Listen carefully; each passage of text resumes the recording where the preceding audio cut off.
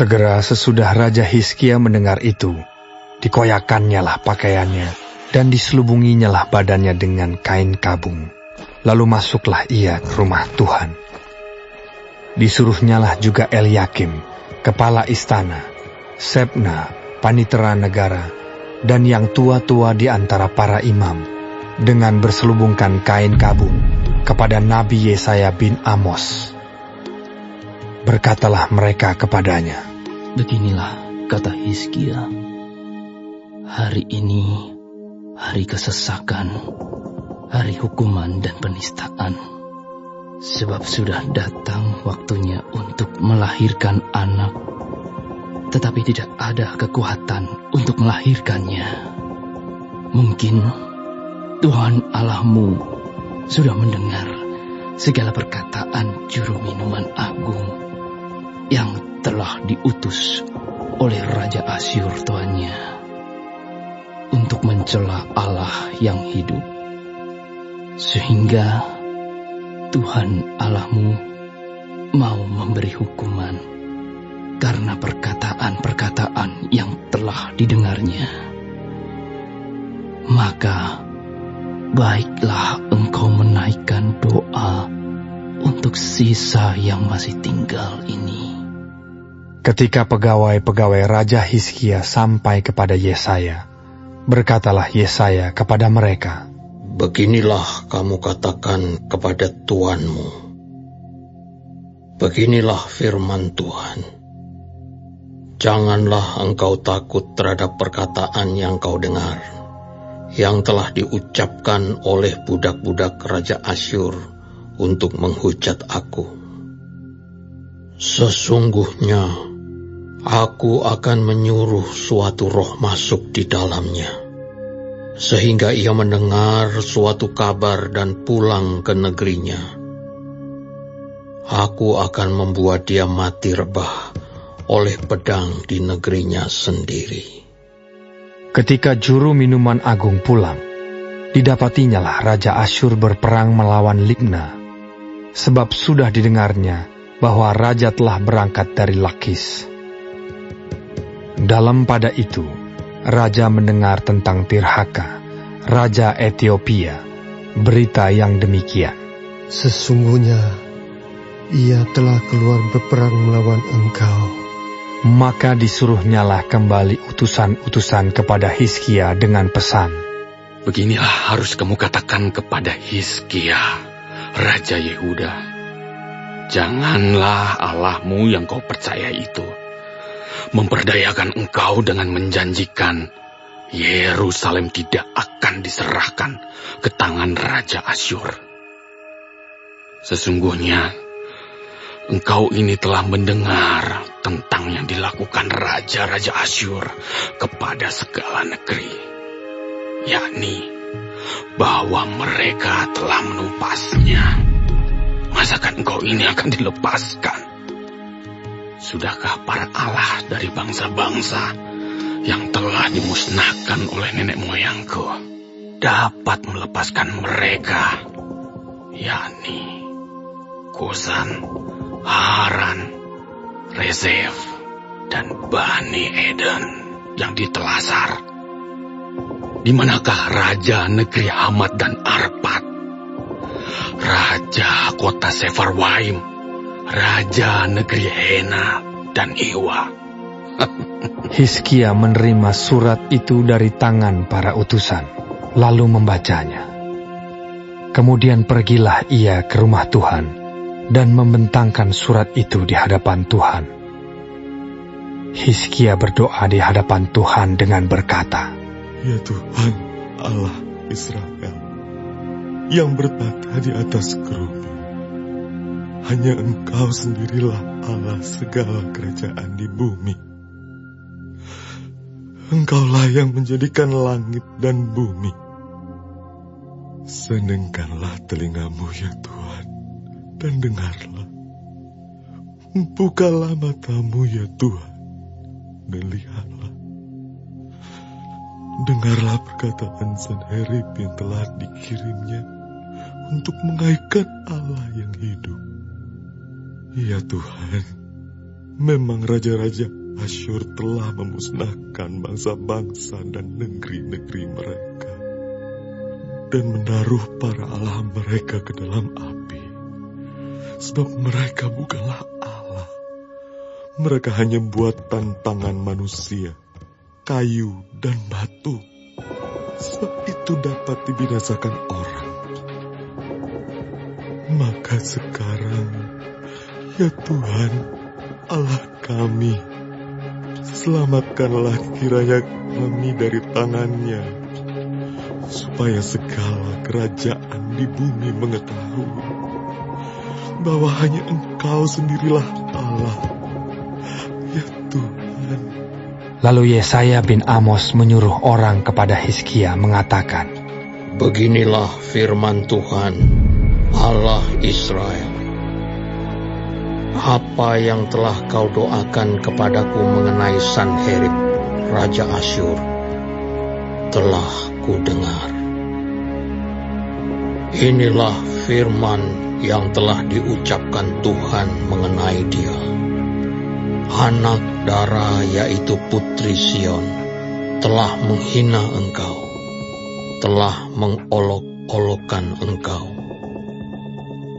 Dan Putri Yerusalem telah geleng-geleng kepala di belakangmu. Siapakah yang engkau cela dan engkau hujat? Terhadap siapakah engkau menyaringkan suaramu dan memandang dengan sombong? Terhadap Yang Maha Kudus, Allah Israel. Dengan perantaraan utusan-utusanmu, engkau telah mencela Tuhan, dan engkau telah berkata, dengan banyaknya keretaku aku naik ke tempat-tempat tinggi di pegunungan, ke tempat yang paling jauh di gunung Libanon. Aku telah menebang pohon-pohon arasnya yang tinggi besar, pohon-pohon sanobarnya yang terpilih. Aku telah masuk ke tempat permalaman yang paling ujung, ke hutan pohon-pohonannya yang lebat. Aku ini telah menggali air dan telah minum air asing, dan aku telah mengeringkan dengan telapak kakiku segala sungai di Mesir. Bukankah telah kau dengar bahwa aku telah menentukannya dari jauh hari dan telah merancangnya pada zaman purbakala? Sekarang aku mewujudkannya, bahwa engkau membuat sunyi senyap kota-kota yang berkubu menjadi timbunan batu, sedang penduduknya yang tak berdaya menjadi terkejut dan malu. Mereka menjadi seperti tumbuh-tumbuhan di padang dan seperti rumput hijau, seperti rumput di atas sotoh atau gandum yang layu sebelum ia masak. Aku tahu jika engkau bangun atau duduk, jika keluar atau masuk, atau jika engkau mengamuk terhadap aku. Oleh karena engkau telah mengamuk terhadap aku, dan kata-kata keangkuhanmu telah naik sampai ke telingaku, maka aku akan menaruh kelikirku pada hidungmu, dan kekangku pada bibirmu, dan aku akan memulangkan engkau melalui jalan dari mana engkau datang. Dan inilah yang akan menjadi tanda bagimu, hai Hizkia. Dalam tahun ini orang makan apa yang tumbuh sendiri, dan dalam tahun yang kedua apa yang tumbuh dari tanaman yang pertama. Tetapi dalam tahun yang ketiga menaburlah kamu, menuai, membuat kebun anggur dan memakan buahnya. Dan orang-orang yang terluput di antara kaum Yehuda, yaitu orang-orang yang masih tertinggal, akan berakar pula ke bawah dan menghasilkan buah ke atas. Sebab dari Yerusalem akan keluar orang-orang yang tertinggal, dan dari Gunung Sion orang-orang yang terluput. Kiat cemburu Tuhan semesta alam akan melakukan hal ini. Sebab itu beginilah firman Tuhan mengenai Raja Asyur.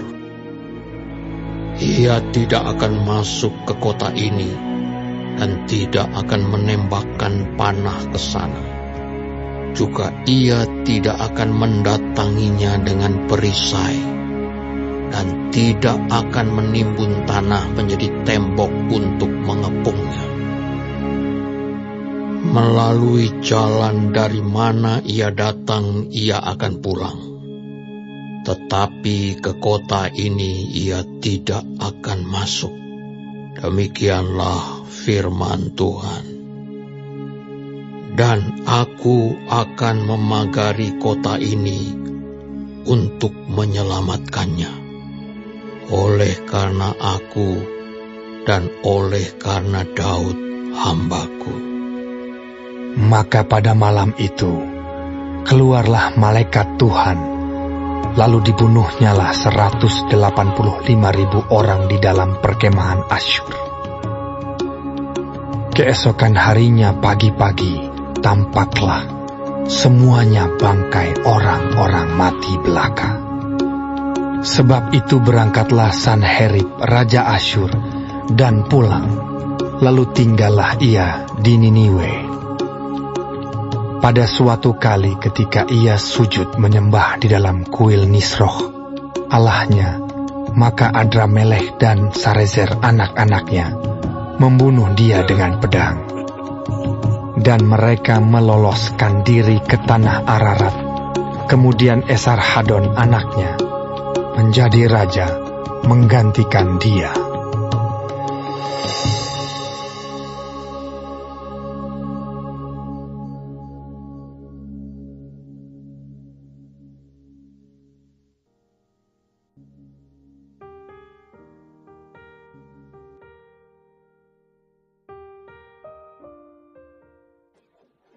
Shalom semua jemaat Tuhan, kembali kita di dalam pendalaman Alkitab Clearside.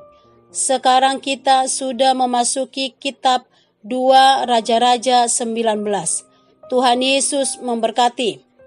Yang pertama kita melihat di dalam ayat 1-7, Hizkia mencari Tuhan.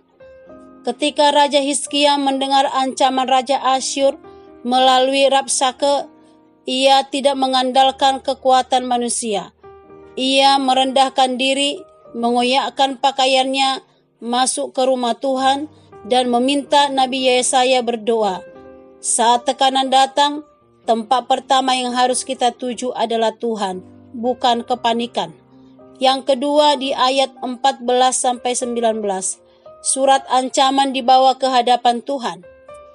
Hizkia menerima surat ancaman Sanherib, lalu membawanya ke rumah Tuhan dan membentangkannya di hadapan Tuhan. Ia berdoa bukan hanya untuk keselamatan, tetapi supaya nama Tuhan dimuliakan. Doa yang berkenan adalah doa yang mengutamakan kemuliaan Tuhan, bukan sekedar kepentingan pribadi. Yang ketiga di ayat 20-34, jawaban Tuhan melalui Yesaya. Tuhan menjawab bahwa ia mendengar doa Hizkia. Asyur yang sombong akan dipermalukan dan Yerusalem akan dilindungi. Tuhan menegaskan bahwa ia sendiri yang akan bertindak. Tuhan tidak pernah terlambat. Ia bekerja dengan cara dan waktunya. Yang keempat di ayat 35-37, kemenangan dari Tuhan. Malam itu malaikat Tuhan membinasakan pasukan Asyur. Sanherib pulang dengan malu dan akhirnya mati di negerinya sendiri. Pertolongan Tuhan bisa datang secara ajaib dan di luar dugaan manusia. Amin. Apapun ancaman, tekanan, atau pergumulan yang sedang dihadapi, belajarlah kita dari Hizkia. Datanglah kepada Tuhan terlebih dahulu. Tuhan melihat air mata, mendengar doa, dan sanggup melakukan perkara besar yang tidak mampu kita lakukan. Karena itu, marilah kita tetap percaya, tetap berdoa, dan tetap berharap. Tuhan tidak pernah meninggalkan umat-Nya. Amin. Tuhan Yesus memberkati.